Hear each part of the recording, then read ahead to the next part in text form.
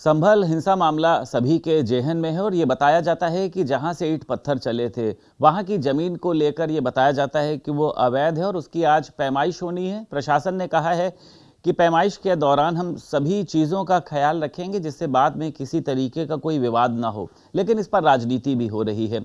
विपक्ष ये कह रहा है कि सत्ता पक्ष लगातार ऐसे अवैध बता के ऐसी चीज़ों को जो है वो अपने नाम करने का प्रयास कर रहा है, हम लोगों को दबाने का प्रयास कर रहा है। उत्तर प्रदेश सरकार में मंत्री हैं नरेंद्र कश्यप जी। मंत्री जी, आपने सुना कि आज एक पैमाइश होनी है और प्रशासन का कहना यह है कि हम सभी चीज़ों का ख्याल रखेंगे, लेकिन ये भी बात तय है कि ईंट पत्थर भी वहीं से चले थे। देखिए, ईंट पत्थर कहाँ से चले, कैसे चले, उस पर सब जांचें चल रही हैं, कार्रवाई प्रचलित है। लेकिन ये तो ज़रूर है कि उत्तर प्रदेश में सार्वजनिक संपत्ति पर किसी का अवैध कब्जा होना या किसी व्यक्ति की जमीन पर किसी का अवैध कब्जा करना, इस पर जांच हो, उसकी पैमाइश हो, ये तो एक संवैधानिक सम्मत बातें हैं।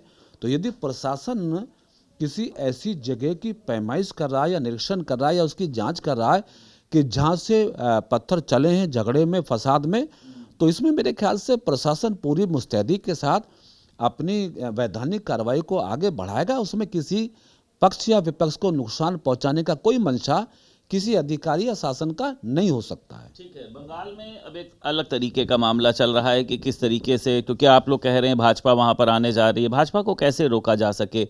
अब वहां पर मंदिर भी एक बनवाया जा रहा है और आप लोग कहते हैं कि ममता बनर्जी ने तो अयोध्या में बन रहे राम मंदिर का विरोध किया था, तो अब ये महाकाल की जो आधारशिला रखी जा रही है, ये वाकई में क्या दिखाता है कि ये एक सनातन का या फिर एक ममता बनर्जी जो है वो धार्मिक रास्ते की तरफ आगे बढ़ रही हैं, या इसके पीछे आप मंदिर और मस्जिद की जो है वो आपको लगता है कि एक राजनीति हो रही है कि वोटर्स को कैसे लुभाया जाए? शायद ममता दीदी को इस बात का अंदाजा हो गया है कि जैसे बिहार के लोगों ने प्रचंड बहुमत देकर एनडीए को सत्ता में लाके मोदी जी और एनडीए पे भरोसा जताया है, वैसा ही भरोसा अब बंगाल की जनता मोदी और एनडीए पर जताने वाली है। ममता दीदी को शायद अपनी राजनीतिक जमीन अपने पैरों से खिसकती हुई दिख रही है, इसलिए वो आज सियासी लाभ के लिए महाकाल के मंदिर के निर्माण की बात कर रही हैं। जिस नेता ने सारी जिंदगी भगवान श्री राम के आदर्श, उनके अस्तित्व और उनके मंदिर को नकारा हो, वो नेता अब महाकाल के मंदिर की बात करे तो इसमें केवल राजनीतिक बू ही नजर आती है। उनकी आस्था न राम के साथ है न सनातन के साथ है, इसलिए इनके राजनीतिक इस भाव को भी बंगाल की जनता समझ रही है और अब किसी भी कीमत पर अब ममता दीदी का की कोई चाल उनके काम नहीं आएगी। बंगाल में भी निश्चित आने वाले वक्त में भारतीय जनता पार्टी की सरकार बनेगी। हाँ, होना चाहिए। ममता दीदी ने जिस भगवान श्री राम का हमेशा विरोध किया, मंदिर का विरोध किया, ममता दीदी को पहले अयोध्या में आके भगवान श्री राम के चरणों में झुक के माफी मांगनी चाहिए। हो सकता है भगवान श्री राम उन्हें माफ कर दें। अच्छा, ये बताइए, ये मौलानाओं को क्या हो गया है? नए नए तरीके के फतवे जारी करते हैं। आपने देखा कि अब बरेली के एक मौलाना है, कह रहे हैं कि नए साल में जश्न ना मनाए मुस्लिम युवक। तो ये तो लोगों की मतलब लिबर्टी पर एक हमला है। इसी के अगर आप इतर जाकर देखिए, कई बार ये देखा जाता है कि कुछ लोग जो हैं वो आतंकवादी घटनाओं में शामिल होते हैं, तब ये मौलानाओं की तरफ से कुछ ऐसे फतवा नहीं जारी किए जाते हैं कि हमें इनका विरोध करना चाहिए। अभी हाल ही में एक पुलिस की गोली से हुआ था, उसके जनाजे में जो है वो सैकड़ों से ज़्यादा लोग शामिल थे। ये दोहरा आप कैसे देखते हैं इनका मापदंड? ये कुछ मौलानाओं ने वक्त बेवक्त फतवा जारी करके कहीं ना कहीं अपने वजूद को बनाने की, दिखाने की कोशिश की है। दुर्भाग्य है कि भारत जैसे स्वतंत्रता प्राप्त देश में, जहाँ पर संविधान का राज है, जो लोकतांत्रिक देश है, वहाँ पर कोई मौलाना किसी मजहब के लोगों को एक फतवे के जरिए वो लगाम लगाने की कोशिश करते, प्रतिबंधित करने की कोशिश करते, मेरे ख्याल से किसी सूरत में भी ये संविधान सम्मत नहीं है। अगर मौलानाओं को थोड़ा ख्याल है मुसलमानों के बारे में, इस्लाम के बारे में, इस्लामियत के बारे में, तो उन्हें कभी ऐसे मुद्दों पे भी फतवा जारी करना चाहिए जिन मुद्दों के साथ बहुत सारे इस्लामिक लोग आतंकवादी घटनाओं में पकड़े जाते हैं, मारे जाते हैं, तो उनके जनाजे में लोग शामिल होते हैं, उनकी हमदर्दी में लोग आवाज़ बुलंद करते हैं। तो जहां फतवे जारी करने की ज़रूरत है देश की एकता के लिए, देश की अखंडता के लिए या बुराई को ख़त्म करने के लिए, वहाँ मौलाना चुप होते हैं। और जहाँ लोकतांत्रिक अधिकारों को मानने का मामला होता है वहाँ फतवे जारी होते हैं। मेरे ख्याल से इस तरह के फतवे जारी करना ये किसी तरह से भी संवैधानिक नहीं हो सकता। मंत्री जी, नया साल एक दिन बाद से नया साल आने वाला है। 2026 आप लोगों के लिए बहुत महत्वपूर्ण है क्योंकि आप लोग 27 के विधानसभा चुनाव के लिए पहले भी तैयारी में लगे होते हैं, लेकिन 26 में कहा जाता है तेज हो जाती है। मंत्रिमंडल विस्तार की भी चर्चाएं हैं, पंचायत चुनाव की भी चर्चाएं हैं। ये कहा जा रहा है कि सबसे ज़्यादा 2026 में आपके लिए कुछ चुनौती भरा रहेगा तो वो विपक्ष रहेगा। आप लोग कितना तैयार हैं और विपक्ष को आप लोग वाकई में चुनौती मानते हैं अपने 2027 के विधानसभा चुनाव के लिए?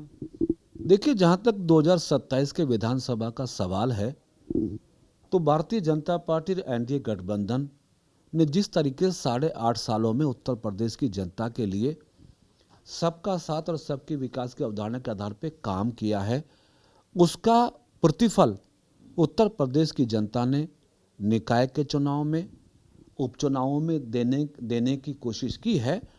तो विपक्ष चुनौती है, ये तो हमेशा मानने में कोई बुराई नहीं है, लेकिन विपक्ष उत्तर प्रदेश में अस्तित्वहीन है, इसको भी मानने में गुरेज नहीं करना चाहिए। क्योंकि अखिलेश यादव जी की जो पॉलिसी है, विचारधारा, वही परिवारवाद, वही तुष्टिकरण की नीति ही अभी नजर आती है। इसलिए 2027 में किसी भी कीमत पे उत्तर प्रदेश की जनता भारतीय जनता पार्टी एनडीए के अलावा किसी भी सरकार को पसंद इसलिए नहीं करेगी कि लोगों ने समाजवादी पार्टी की सरकारों का तांडव 5 साल उत्तर प्रदेश में देखा है। वही परिवारवाद, वही गुंडाराज, वही दंगे, वही फसाद। इसके अलावा प्रदेश की जनता को समाजवादी पार्टी में कुछ भी नजर आता नहीं है। इसलिए 2027 में पीडीए, फर्जी पीडीए या अखिलेश जी का कोई षड्यंत्र काम आने वाला नहीं है। प्रदेश की जनता का फिर आशीर्वाद भारतीय जनता पार्टी को मिलेगा। पीडीए से आप लोग घबराए नहीं हैं? पीडीए से आप लोगों को बेचैनी नहीं हो रही? आपको लग नहीं रहा है कि आपकी जमीन खिसक रही है? अखिलेश यादव कह रहे हैं कि लेखपाल की भर्ती में आरक्षण का पालन कराना हो। ये सब हम लोगों ने पीडीए के लिए आवाज उठाई है, तब भारतीय जनता पार्टी जो है वो पीडीओ के साथ आज खड़े होने के लिए मजबूर हुई है। तो पीडीए भी तो एक बड़ी चुनौती रहेगा, उसको आप लोग कैसे साधेंगे? क्योंकि ब्राह्मण आप लोग बताते हैं आपकी तरफ है, ठाकुर आपकी तरफ है, लेकिन पीडीए जो है वो छिटका है शायद। पीडीए का नाम लेकर अखिलेश यादव जी ने 27 रैलियां की थी बिहार में। क्या हुआ? अखिलेश जी जवाब देना, उनका पीडीए बिहार में काम नहीं किया ना। उत्तर प्रदेश में भी 10 सीटों पर बाई इलेक्शन हुआ, उनका फर्जी पीडीए कहाँ चला गया? उत्तर प्रदेश में निकाय के चुनाव हुए, 17 निकाय नगर निगमों में भारतीय जनता पार्टी को जीत मिली, पीडीए कहाँ चला गया? पीडीए करके अखिलेश यादव जी अपनी जाति के वर्चस्व को बचाने के लिए, तुष्टीकरण की नीति को बढ़ाने के लिए केवल एक रूप दिखाने का ही उनका एक जरिया है। वास्तव में बात यह है कि नाम पीडीए का लेते हैं, सत्ता संगठन की बागडोर एक परिवार को सौंपते हैं। लोग अब इस पर ज्यादा भरोसा नहीं करेंगे और भारतीय जनता पार्टी का जहां तक ताल्लुक है, सबका साथ सबका विकास भारतीय जनता पार्टी की सरकार और संगठन की अवधारणा है। इसलिए हमारी पार्टी, हमारी सरकार उत्तर प्रदेश में 8.5 सालों में हर समाज, हर मजहब के लिए काम किया। हम अपने काम पर फिर 2027 में सत्ता में आएंगे। पीडीए समाजवादी पार्टी का अस्तित्व आप देखेंगे कि 2027 में और भी कमजोर होने वाला है। प्रधानमंत्री नरेंद्र मोदी, आखिरी सवाल है ये, 25 दिसंबर को लखनऊ में आए थे, एक भव्य उन्होंने प्रेरणा स्थल जो है तमाम लखनऊ वासियों को दिया, लेकिन विपक्ष ये कह रहा है कि पीछे वो एक बहुत बड़ी घटना की जो है वो एक याद भी छोड़ गए हैं। 170 से ज़्यादा भेड़ों की मौत हो गई क्योंकि वहाँ पर जो खाना लोगों को दिया गया था वो खाना फेंका गया, खराब हो गया, सड़ गया। इसको लेकर कांग्रेस ने आप लोगों के ऊपर बहुत तरीके के आरोप लगाए हैं। चरवाहा भी कल रोता हुआ दिखाई दिया है। आपको लगता है कि एक बड़ी घटना है, उस खाने को ऐसी जगह पर फेंका जाना चाहिए था जहाँ पर जानवर उस खाने को ना खा पाएँ? ये आप इसको मानते हैं कि ये गलत हुआ है या ठीक है? ये विपक्ष की निगाहें एक ही चश्मे से देखती हैं कि सरकार में खराब क्या हुआ। उनको ध्यान रखना चाहिए था कि इस तरह की स्मृति हमारी सरकार के माध्यम से स्थापित हुई है लखनऊ में, ऐसे महापुरुषों के नाम से, ऐसे आदर्श पुरुषों के नाम से जिन्होंने पूरा जीवन अपना राष्ट्र और राष्ट्र के निर्माण में दिया है, उस पर विपक्ष ने कोई प्रशंसा नहीं की, कोई बात नहीं की। हाँ, जिस घटना में भेड़ों की मृत्यु हुई है तो हमारी सरकार ने बड़ा दिल दिखाते हुए जो भेड़ के मालिक हैं उनको कंपेंसेशन दिया है, और आगे भी जो आवश्यकता होगी हमारी सरकार मदद करेगी। हुई है, आपको लगता है कि अगर वो खाना दबा दिया जाता तो इस तरीके की भेड़ों की मौत ना हुई थी? आपको लगता है जो विभाग इसके लिए जिम्मेदार था उस पर मतलब जांच होनी चाहिए, कार्रवाई होनी चाहिए कि क्यों आखिर ऐसे खुले में खाना फेंक दिया गया है? 170 प्रदेश और देश इस बात को जानता है कि योगी जी की सरकार में न्याय और न्याय होता है।